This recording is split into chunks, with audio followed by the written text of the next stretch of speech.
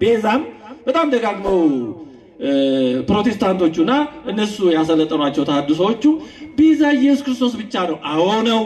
ግን ቤዛ የሚለው ቃል ለማርያም ለሌሎች መጠቀም የለበትም፣ መዋል የለበትም። ይሄ ማለት ይላሉ ድንግል ማርያም ቤዛ ከተባለች ሌላ ማንም ቤዛ ከተባለ የኢየሱስን ቤዛነት መሻማት ነው፣ መጋራት ነው፣ ፖሊቴይዝም ነው፣ አምልኮ ባዕድ ነው፣ አምልኮ ጣዖት ነው ይላሉ። ነው ወይ? ግን መጽሐፍ ቅዱስ ምን ይላል? ኦሪት ዘጸአት ምዕራፍ 30 ቁጥር 12 እና 16 ላይ እንዲህ ይላል፣ አንተ የእስራኤል ልጆች ቁጥር ተቀብለህ በቆጠርካቸው ጊዜ መቅሰፍት እንዳይሆንባቸው በቆጠርካቸው ጊዜ ከነርሱ ሰው ሁሉ እንደ ቁጥራቸው መጠን የነፍሱን ቤዛ ለእግዚአብሔር ይስጥ፣ የማስተስሪያውንም ገንዘብ ለነፍሳችሁ ቤዛ እንዲሆን ለእስራኤል ልጆች መታሰቢያ ይሁን ይላል። እንዴ ታሪኩ ብዙ አለው ከጀርባ፣ ወደዛ ማብራር ከገባው ብዙ ጊዜ ያልቃል።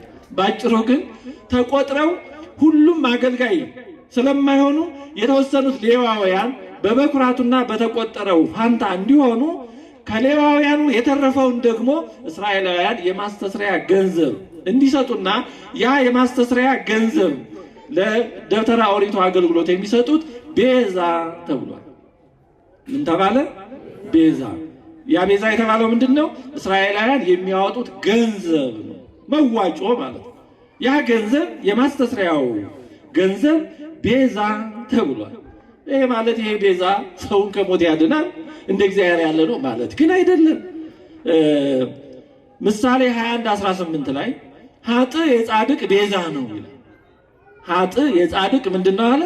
ቤዛ ነው። ይሄ ማለት ኃጥእ ስጋውን ቆርሶ ደሙን አፍሶ ከሲኦል ያድነዋል ማለት ነው አይደለም። እንደዚህ ያለ ረዳት ጤነኛ ሰው አይኖርም። ግን አግባባል፣ ኮንቴክስት፣ አውድ አንድ ቃል ለብዙ ነገር ጥቅም ላይ ሊውል ይችላል። ኃጥእ የጻድቅ ቤዛ ነው ካለ በኋላ ቀጥሎ እዛው በደለኛም የቅን ሰው ቤዛ ነው፣ በደለኛም የቅን ሰው ቤዛ ነው ይላል። ስለዚህ እመቤታችን ማርያም መድኃኒት መባል የለበትም፣ ቤዛ መባል የለባትም፣ ይሄ ማለት አምልኮ ባዕድ ነው እያሉ በእውነቱ እንዲሁ ባልተገራ አንደበት ለምስጋና እንኳን ብቁ ባልሆነ አንደበት ለስድብና ለነቀፌታ አንደበታቸውን የሚከፍቱ ሰዎች መጀመሪያ ይህን መመለስ አለባቸው። አሃ ይሄው ጽፋችኋል፣ ተናግራችኋል፣ ቤዛ ማንም አይባልም፣ መድኃኒት ማንም አይባልም ብላችኋል። ስለዚህ መጽሐፍ ቅዱስ ደግሞ ብዙ ነገር ቤዛ እያለን የማስተስሪያ ገንዘቡን ቤዛ አለው፣ ጻድቅን የኃጥእ ቤዛ አለው፣ ይቀጥላል። ታዲያ ለምን ቤዛ አለው? ይሄን መልሱ ብሎ እዛ ማቆም ያስፈልጋል እንጂ እብድን እኮ ካላሰሩት እኮ አስቸጋሪ ብዙ ነገር ያጠፋል። ለእብድ አስረድቶ ይዘለቃል እንዴ? አብዷል።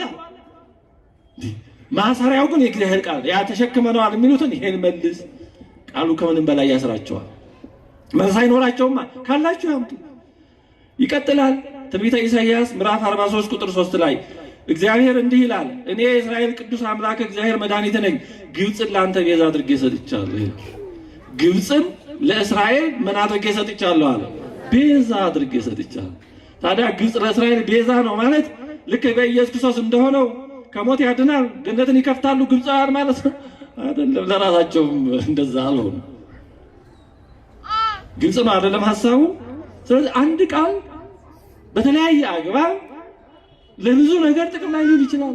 ይሄ ቃል ለዚህ ብቻ ነው እያርግ ወይ እየወረደ አይነት ከፍ ዝቅ የለውም አይባልም። መጽሐፍ ቅዱስ እንደዛ ነው የሚያሳየው። ብዙ ይሄን የመሰላሉ። የሐዋርያት ሥራ 7:35 ላይ ሙሴን ለእስራኤል እግዚአብሔር ሹምና ቤዛ አድርጎ ላከው ይላል። ሙሴን ለእስራኤል ሹምና ቤዛ አድርጎ ላከው። ማንን ነው የላከው? ሙሴን። ላኪው እግዚአብሔር ነው፣ ተላኪው ሙሴ ነው። ወደ ማን ነው የላከው? ወደ ወገኖች፣ ወደ እስራኤል። ምን አድርጎ ላከው አለ? ሹምና ቤዛ። ቅዱስ እስጢፋኖስ ነው ያንን የብሉይን ታሪክ ተርኮ ሲነግራቸው ሹምና ቤዛ አድርጎ ላከው። ታዲያ ሙሴ ለወገኖቹ ቤዛ ከነበረ ሌላ ቤዛ አያስፈልግም ማለት ነው? ሙሴ የክርስቶስን ቤዛነት ይሻማል ማለት ነው? ኧረ በጭራሽ እንዲህ ያለ አረዳድ የለም። እነዚህ ሰዎች የሚሉት ለመጽሐፍ ቅዱስ ባዕድ ነው። አዋልድ በየት ታልፎ መጽሐፍ ቅዱሱን እንቀበለዋለን የሚሉት ሳይገባቸው እንዴት ብሎ። ስለዚህ ሙሴ ሹምና ቤዛ ተብሏል። ይህን የመሰለ በጣም በእውነቱ ብዙ አለ። ስለዚህ ኃጥእ ሰው ቤዛ ተብሏል። የማስተስሪያ ገንዘብ ቤዛ ተብሏል። ሙሴ ቤዛ ተብሏል። ግብፃውያን የእስራኤል ቤዛ ተብለዋል።